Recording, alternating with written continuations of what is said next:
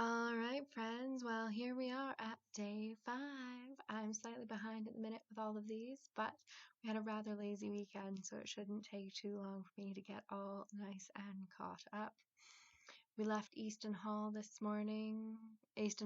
this morning, and headed for York with a stop at Renishaw Hall and then a stop at Wentworth Woodhouse. Renishaw Hall, there we go, is a country house in the parish of Eckington in Derbyshire. The hall has been the home of the Sitwell family for nearly 400 years. The house was built in 1625 by George Sitwell, who in 1653 was the High Sheriff of Derbyshire. The Sitwell fortune was made as colliery owners and ironmasters from the 17th and 20th centuries. Substantial alterations and an addition to the west and east ranges were made to the building by Sir Sitwell. Yes, his given name and his last name were the same. By Joseph Badger of Sheffield between 1793 and 1808, and further alterations were made in 1908 by Sir Edwin Lutyens. Renishaw had 2 other owners between 1862, when George was succeeded in his infancy, and in 1965 Sir Osbert Sitwell gave the house to his nephew, Sir Reresby Sitwell. The 7th Baronet was the eldest son of Sir Sacheverell Sitwell and owned the hall from 1965 until 2009, when he bequeathed it to his daughter Alexandra Hayward. The house was built in stages, so it has a rather irregular plan to it. Do enjoy the rest of Renishaw Hall. Of course, it's still a privately owned home, so we weren't allowed to see inside of it. Well, we went inside, but you can't see inside because I wasn't allowed to take pictures. That's what I'm trying to say. And from there, we took a lovely little drive. So I will see you once we've done that drive.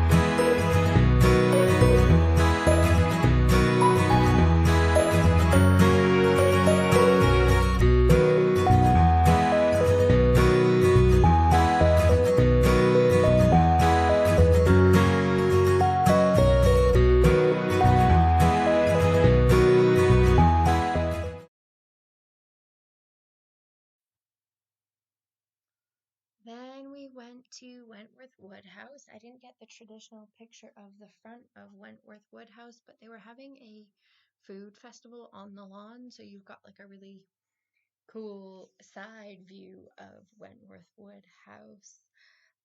So the last time we were here, the lower floors were not open to the public due to closures for a wedding, but luckily we got to see them this time versus getting to see all of the like student accommodation, headmistress's room, etc., all the other rooms that you don't normally see on a day-to-day basis. But it was really nice to get back today and get to see the rooms on the lower floor.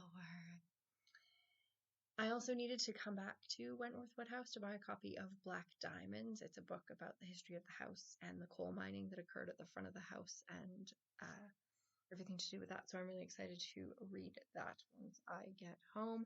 Amazon only had digital editions and I much prefer a book. So I've got my book. I don't want to go through the facts and figures of Wentworth Woodhouse again for you. Major fact and figure is that it is kind of twice the length of Buckingham Palace along the front there. If you want to know more about Wentworth Woodhouse, you can go back to the video that is published about it from May, or do some research because I don't want to kind of cover things that I've covered before, and I also don't want to bore you again with information that you already know. So there you go. Enjoy the pictures of the lower floor, and I will be back shortly when we arrive at dinner.